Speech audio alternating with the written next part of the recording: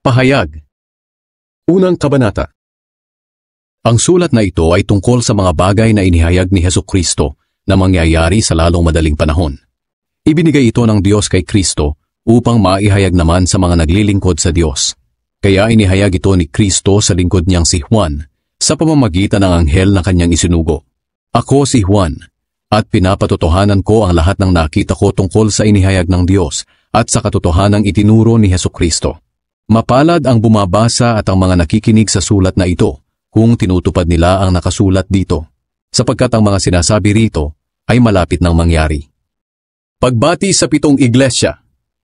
Mula kay Juan, para sa 7 iglesia sa probinsya ng Asya. Sumainyo nawa ang pagpapala at kapayapaang galing sa Diyos, sa Espiritu, at kay Hesukristo. Kung tungkol sa Diyos, siya'y hindi nagbabago, ngayon, noon at sa hinaharap.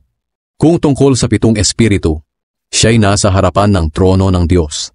At kung tungkol kay Hesukristo, siya ang mapagkakatiwalaang saksi. Siya ang unang nabuhay mula sa mga patay. At siya rin ang namumuno sa lahat ng hari sa lupa. Iniibig niya tayo. At sa pamamagitan ng kanyang dugo, iniligtas niya tayo sa ating mga kasalanan. Ginawa niya tayong mga hari at mga pari upang maglingkod sa Diyos na kanyang Ama. Sa Kanya ang kaluwalhatian at ang kapangyarihan magpakailanman. Amen. Magsipaghanda kayo.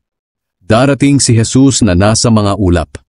Makikita siya ng lahat ng tao, pati na ng mga pumatay sa Kanya.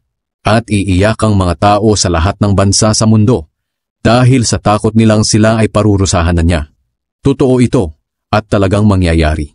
Ang Panginoong Diyos ang makapangyarihan sa lahat. Kung ano siya noon, ganoon din siya ngayon, at maging sa hinaharap.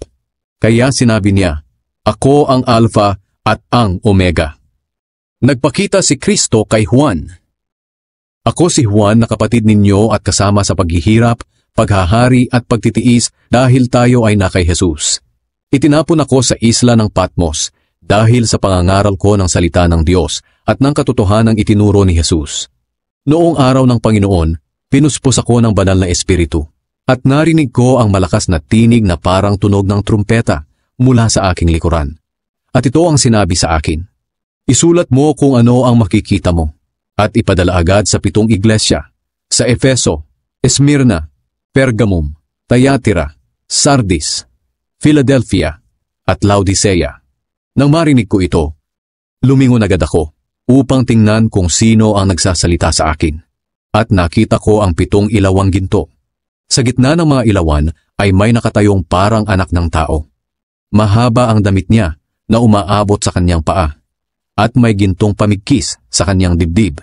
Ang buhok niya ay napakaputi, tulad ng telang puting-puti. At ang mga mata niya ay nagbabagang parang apoy. Ang mga paa niya ay kumikinang na parang tansong dinalisay sa apoy at pinakintab. Ang tinig niya ay napakalakas na parang rumaragas ang tubig. May hawak siyang 7 bituin sa kanang kamay niya. At lumalabas sa bibig niya ang isang matalas na espada na 2 ang talim. Ang mukha niya ay nakakasilaw, tulad ng araw sa katanghaliang tapat. Nang makita ko siya, napahandusay ako na parang patay sa kanyang paanan. Ipinatong niya agad ang kanang kamay niya sa akin at sinabi, Huwag kang matakot. Ako ang simula at ang katapusan. Ako'y buhay magpakailanman. Namatay ako, pero masdan mo. Buhay ako, at hindi na muling mamamatay.